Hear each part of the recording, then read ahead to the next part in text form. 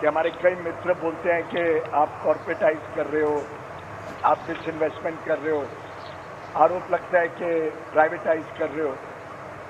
मैं स्पष्ट कर दूं, भारतीय रेल कोई कभी प्राइवेटाइज नहीं होगी। भारतीय रेल भारत की संपत्ति है, भारत की रहेगी, भारत के लोगों की रहेगी। लेकिन आखिर रोड भी भारत की संपत्ति है, तो क्या कोई कहता है कि रोड पे सिर्फ सरकारी गाड़ियां चलेंगी?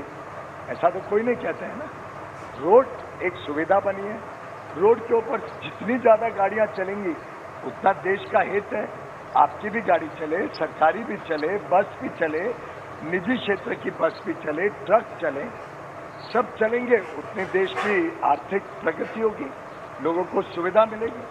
तो क्या रेलवे लाइन अगर एक बार लग गई तो उस पर भी कोशिश नहीं होनी चाहिए कि अच्छी सुविधाएं हमारे यात्रियों को मिले, अच्छी स्पीड की फ्रेट ट्रेन चलें, और उसमें अगर कोई निजी निवेश आता है तो मैं समझ का, तो उसके बनस्पत यहाँ थोड़ा सा और बच्चे कंफर्ट फील कर सकते हैं, क्योंकि वहाँ 18,000 समथिंग पोस्ट का वैकेंसी निकला था, लेकिन बाद में 4,000 को कट कर दिया गया था, तो ओवरऑल 14,000 था। लेकिन उस बार के बनस्पत यहाँ लगभग दुगुना सीट है, और लगभग जो ओवरऑल एपियर स्टूडेंट भी हो रहे हैं तो उस बार से कम हो रहे हैं। इसलिए उस बार के बनस्पत भी कट ऑफ कम जाने की संभावना है। इसलिए किसी स्टूडेंट का 52 आ रहा है, 53 आ रहा है, 54 आ रहा है, अगर वो कैटेगरी में है तो वो भी बच्चे होप कर सकते हैं।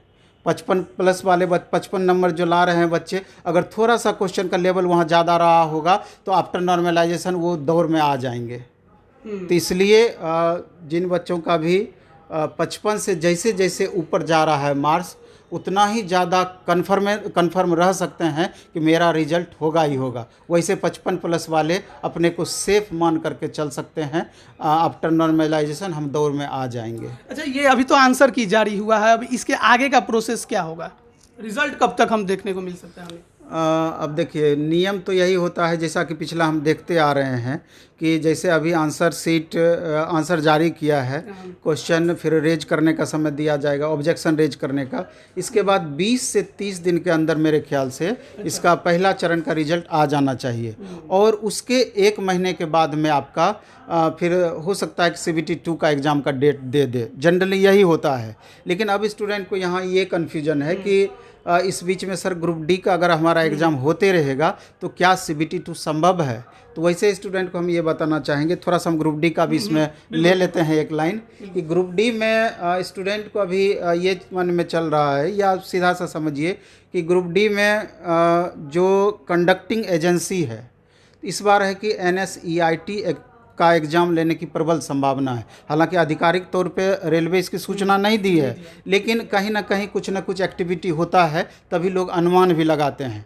अगर NSEIT एग्ज़ाम कंडक्ट की तो ये मान करके चलिए कि 20 सितंबर तक में आपका एग्ज़ाम ग्रुप डी का स्टार्ट हो सकता है। लेकिन अगर TCS एग्ज़ाम कंडक्ट करती है तो सितंबर अक्टूबर कंप्लीट SSC वालों के लिए बुक है।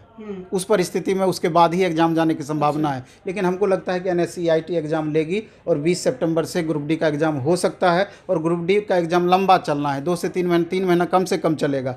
लेकिन चूंकि इसमें 7 लाख स्टूडेंट का ही दूसरे चरण का एग्ज़ाम लिया जाना है, तो 3 से 4 दिन काफ़ी है इसका CBT 2 का एग्ज़ाम लेने के लिए। तो ऐसी परिस्थिति में ग्रुप डी के बीच में भी संभव है कि 1 सप्ताह का गैप करके बीच में CBT 2 का एग्ज़ाम